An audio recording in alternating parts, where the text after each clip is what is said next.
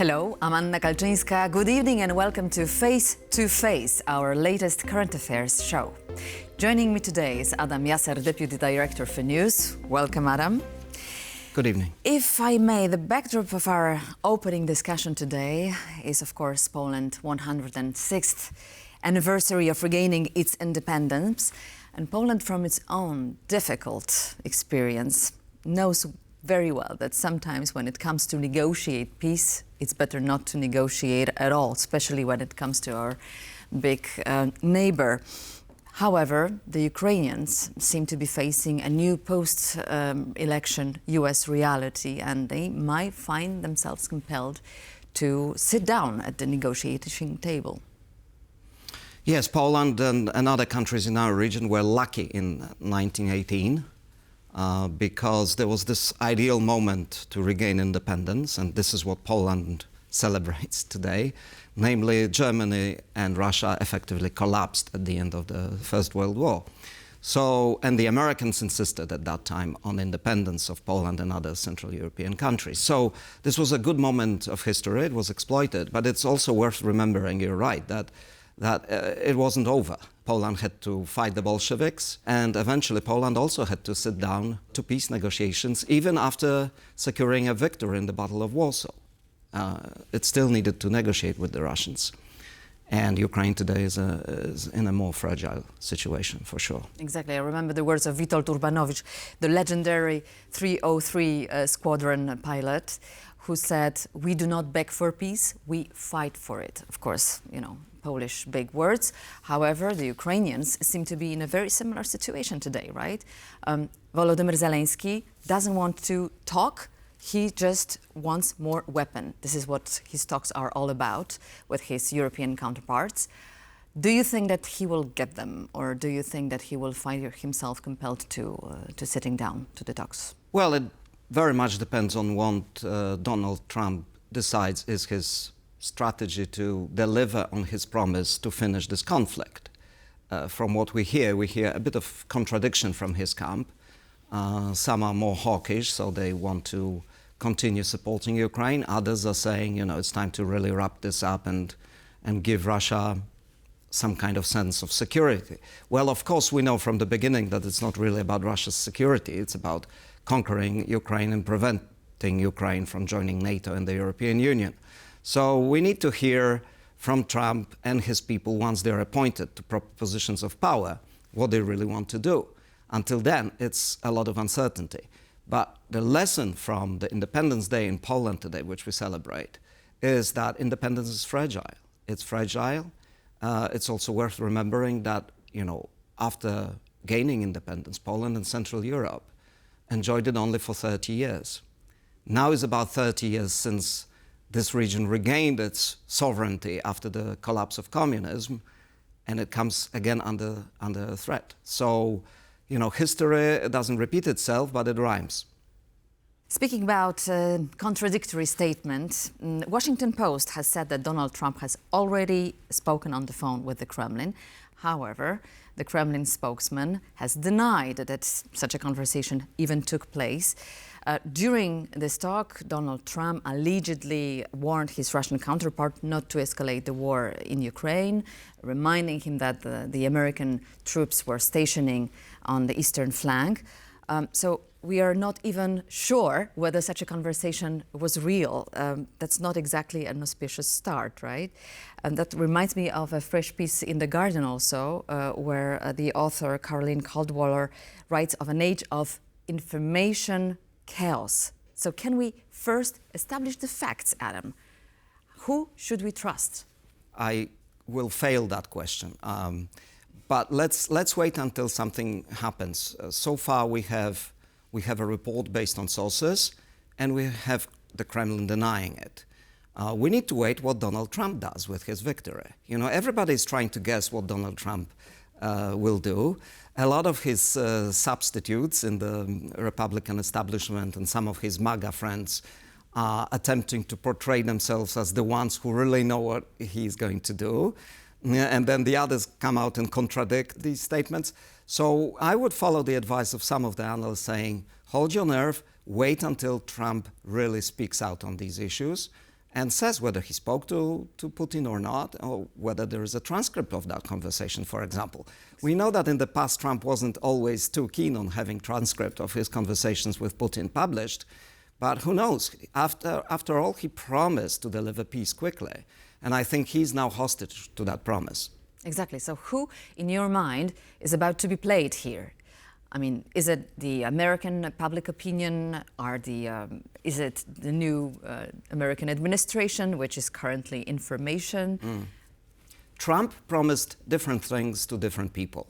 He promised certain things to the American public, mostly of domestic nature, and he promised the world other things. So now he needs to start delivering. And given how divided the Republican establishment is, and the fact that they now control all levels of power in the US. So the presidency, the Congress, there are no excuses anymore. So we just need to wait and see what he really comes out with, and who will be the people responsible for implementing his policies. The Secretary of State, so the Foreign Minister, the Defense Secretary. Let's see what these people represent. There is always some track record of what they have said, what they think, so we will find out from that. Adam, Trump reiterated on multiple occasions that he had masterminded a peace plan for Ukraine. What do we know of it? What's inside? Well, we can only believe what he said at this stage, which is that he wants this over quickly. There are indications he believes that the US should start limiting support for military equipment and other things in support of Ukraine, and that he believes that he can persuade Putin to stop the war. That's why perhaps this leak emphasized this request for not escalating, which the Kremlin denied. We saw a barrage of attacks on Ukraine just this morning. So if that was the response to Trump, it was a response. So again, we don't really know, except that he was constantly saying on many occasions that there's too much help for Ukraine, that it risks escalating into World War III, and that this conflict must end quickly. I would like also to remind all of us that it was because of Trump that the US Congress withheld support for Ukraine, financial and military support, for 6 crucial months between December last year and effectively spring. And the effects of that are already visible on the front line. So Ukraine is struggling to hold off the Russians. So again, I'm sorry I'm sounding like a broken record, but let's see what Trump does in the next few days. And the time is running up until the new president takes officially the office. So what can the present president, Joe Biden, still do?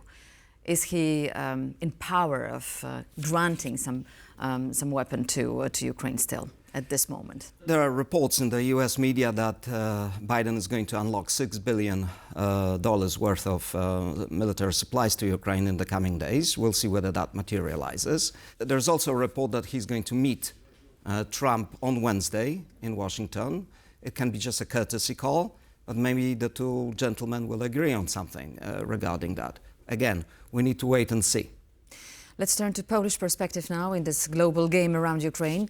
Quite a quick reaction from Polish Prime Minister Donald Tusk, who plans to meet with Keir Starmer, Emmanuel Macron, Mark Rutte. Is this supposed to be a new coalition of the willing, in your view? I think that's a good description. Tusk, upon coming into power again, he mentioned that in his speech in Parliament, that he will seek closer ties with like-minded nations. And we started our conversation talking about Central European nations gaining independence, and that's what we celebrate today. And in that context, obviously, Finland, Sweden was independent, but the Nordic countries seem to be thinking along similar lines about the Russia threat. So Tusk acknowledges that there are divisions in Central and Eastern Europe about what to do with Ukraine, what to do with Russia. We see Hungary and Slovakia moving more towards the Kremlin line rather than Western European or Polish way or of at seeing least things. Trump's line. Yes, it can be connected, but isn't necessarily as much important, this connection. The more important connection is that they are happy to accept the Russian narrative when it comes to the war in Ukraine. Whereas Poland, Finland, Sweden, the Baltic countries, and until now the Czech Republic as well, see things differently. So Tusk is saying, let's build a strong voice inside the EU and inside NATO who think similarly and can offer some leadership to the rest of the EU. And in a sense, it's also an indictment of Germany, which is absent from this, although not necessarily fairly, because Germany, obviously, it will be very hard to resolve any of these issues and secure peace in Ukraine without Germany. So I think Tusk and others are thinking that if they manage to present a coherent line among themselves, then this may pull Germany in. And another leader that I believe should be watched in the next few months is, of course, Giorgia Meloni in Italy, because she's very firm on Ukraine, stands with Ukraine, but she's got good ties to Washington, and she has built bridges also with the center-right parties, such as Tusk's, in the European Parliament. So we need to see how this configuration of leaders is going to manage to come up with a coherent strategy. The worst that the Europeans could do is to allow themselves to be divided. Yes, but still, this choice of leaders tells us a lot about the vision of Donald Tusk in the leadership and in the aid for Ukraine. However, it remains to be seen what about Giorgia Meloni. Maybe such a meeting can be scheduled as well. However, you somehow answered my question. I was going to ask you about Olaf Scholz, because this choice of exclusion seems to be like an immediate consequence of not being invited by Donald Tusk to Berlin. And perhaps an attempt by Donald Tusk to change an optic within the frame of European leaders, right, regarding Ukraine. Well, you yourself said that time is running out. At the same time, Germany is mired in an internal political crisis, just at this very moment. The coalition has virtually collapsed. As far as I understand, Chancellor Scholz was finally forced to admit that the vote of confidence in his government may take place earlier than he earlier suggested, so already in December. And then there will be a new parliament, new coalition negotiations, and only after that we can count on some more coherent policy. So in a sense, Tusk is saying, well, you know, you need to sort out your things. I cannot wait. I'm moving ahead, and I think the other leaders understand that. Speaking about the time running, if Trump decides to stop aid for Kyiv, Europe can support Ukraine militarily for around 6 months, according to experts. And so that leaves Ukraine with a framework of 9 months to negotiate peace, right? What can happen after that time? Before we go there, what I would like to say is that it's more about political will than anything else. Europe is by far more resourceful and richer than Russia. If there was political will to deliver what Ukraine needs to continue the fight and win the war, it would have been done. But it seems to me that the willingness is half-hearted, to say the least. So it's really about whether this coalition of the willing can imagine a situation in which the US stops providing help for Ukraine and has a plan B. And I think this is what will concentrate minds at the moment. In the meantime, Adam, let's turn to the US. The new US administration is under construction, and let's talk about the divisions within the Republican Party. Who will take the top jobs? So it seems that the Republicans will have all the power in the US, taking the Senate, the House of Representatives, and the White House, but the party itself is fractured. I'd be careful with any predictions about this. What we can certainly say is that there are different interest groups within the Republican establishment. There are more traditional groups which are hawkish on Russia, which are more even free trade oriented, even though Trump is not. So now Trump will have to make these calls and decide with whom he goes. What we've heard so far is, for example, that when it comes to trade policy, which is vital for Europe, vital for China, and vital for how the world functions in the coming years, he chose someone who is in favor of high tariffs.